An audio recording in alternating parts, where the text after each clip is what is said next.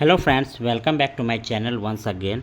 Friends, आज के PIB में प्रेस इंफॉर्मेशन ब्यूरो में आईबीपीएस को लेकर के भी एक न्यूज़ आया है।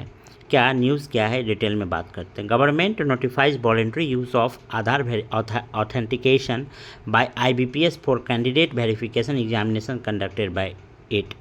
कह रहा है कि गवर्नमेंट नोटिफाई किया है कि आईबीपीएस जो है ये आधार का वॉलंटरी यूज़ कर सकता है, आधार ऑथेंटिकेशन का। क्या लिखा है? The department of financial services, ministry of finance has issued a notification publish in the gazette of India authorizing the Institute of Banking Personnel Selection to use Aadhaar authentication using yes or no and eKYC authentication facilities on voluntary basis for verifying identity of candidate during examination recruit process conducted by it।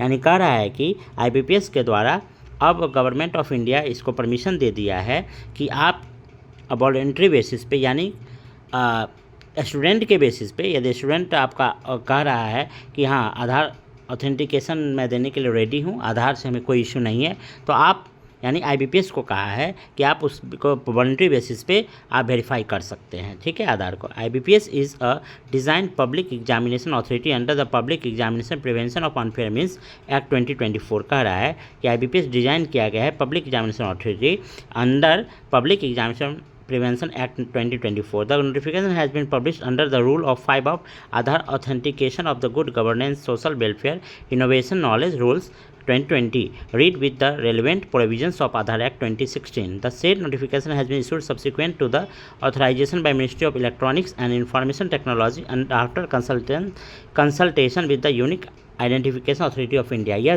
कह रहा है कि ministry of electronics और information technology, unique identification authority of India दोनों मिल करके इसका निर्णय लिया गया है कि आईबीपीएस अब वॉलंटरी वेरीफाई कर सकते हैं, ठीक है। The initiative aims to promote good governance and strengthen the integrity of recruitment process in the banking, financial service and insurance sector by preventing impersonation and other malpractice during the examination। कह रहा है कि इसका जो M है ये good governance को और इंटीग्रिटी को स्ट्रेंथन करेगा। जितना भी बैंकिंग फाइनेंशियल सर्विसेज में एग्जामिनेशंस होता है, इससे ये होगा कि जितना भी माल प्रैक्टिसेस हो रहा है उस सब पे रोक लगेगा। It will ensure not only a fair and transparent recruitment process but also protect genuine candidate from being disadvantage due to fraudulent activities. कह रहा है कि इससे सिर्फ ये फ़ायदा नहीं होगा कि ट्रांसपेरेंट और फेयर एग्जामिनेशन नहीं होगा, बल्कि इससे ये होगा कि जेन्यून कैंडिडेट सामने आएंगे, फ्रॉडुलेंट एक्टिविटीज़ की वजह से जेन्यून कैंडिडेट पीछे नहीं रहेंगे। It will also simplify and expedite identity verification, reduce administrative burden and enhance public trust in the overall examination selection system।